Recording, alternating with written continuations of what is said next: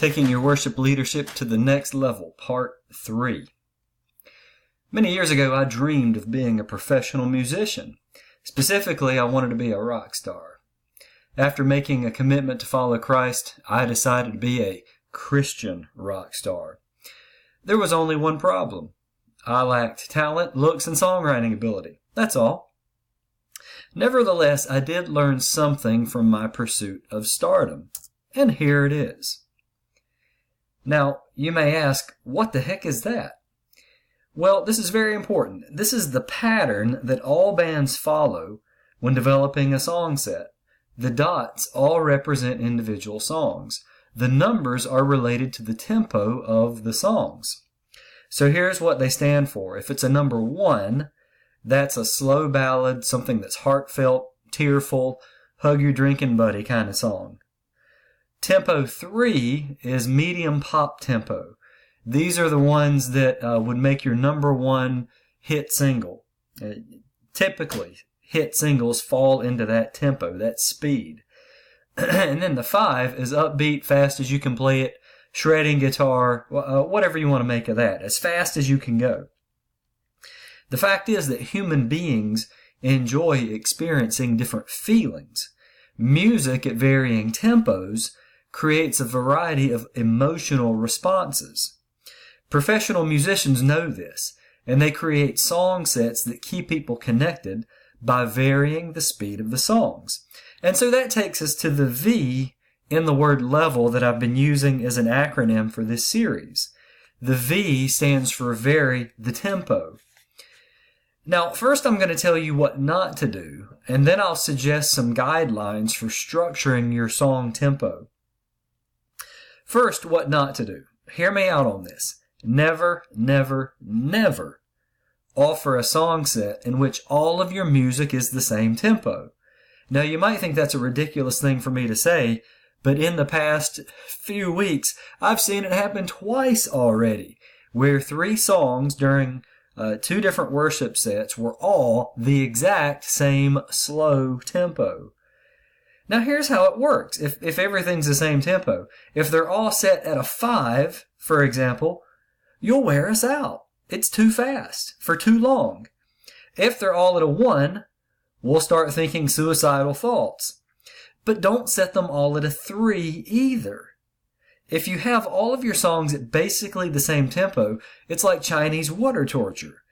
Except it's through song, and it's that drip, drip, drip.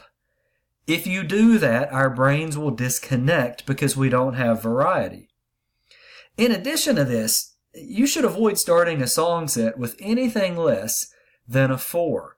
Now, that's typically, if you are leading a funeral, yeah, you probably shouldn't start at a 4 or 5. But generally speaking, your first song should be lively and upbeat. And this is for several reasons. One is because you need to get our attention, and you need to get our physical bodies in sync with the music. And a fast, upbeat song is the best way to do that. Another reason is that energy is attractive. People are drawn to it. They're drawn to energy, not just in songs, but in people. Yes, there is a time for slow, intimate, soulful, theologically rich ballads, but don't lead with them.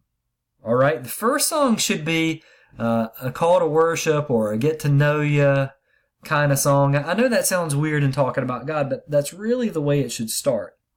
And remember this, the energy level of your song set will never rise above the first song. You really set the environment with that first one.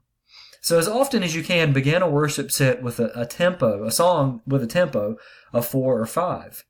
View it as a call to worship. Use it to slap us out of our spiritual lethargy, because we really need it. At the very least, an up-tempo song feels happy and inviting. Don't drop us off the slow song cliff before we're even aware that it's happening. If you do that, you'll lose us from the very beginning.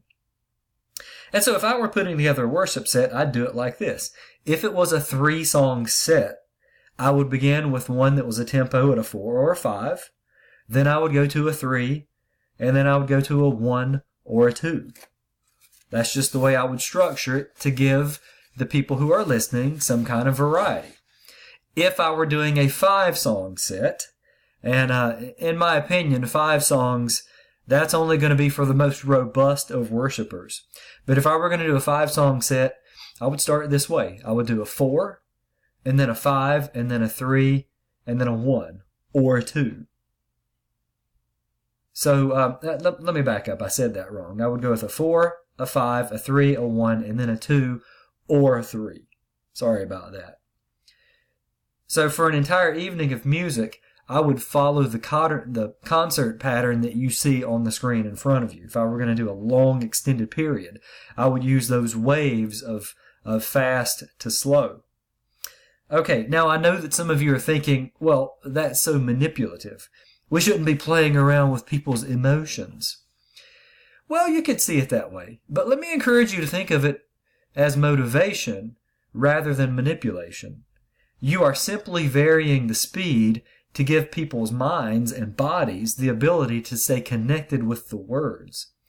The more focused, the more likely that they will see God in a new way and worship Him. Think of it that way. And here's something else to consider. If varying the tempo is manipulative, well, I guess we should tell preachers to stop using illustrations and stories to give our minds a break during the sermon. We should tell them to stop doing that. In fact, they should just read their manuscripts without inflection or gestures or any emotion at all. Just give us the drip, drip, drip of sound doctrine, and I'm sure we'll all absorb it. Sorry, that's my gift of sarcasm seeping in. But you get the idea. Keep us in mind. Love us as the worshipers, and help our minds and our bodies by varying the tempo. Look, take a lesson from the rock stars here. Start strong and vary the tempo. If you do that, you'll engage our minds, bodies, and emotions, and you will set us up for an encounter with God.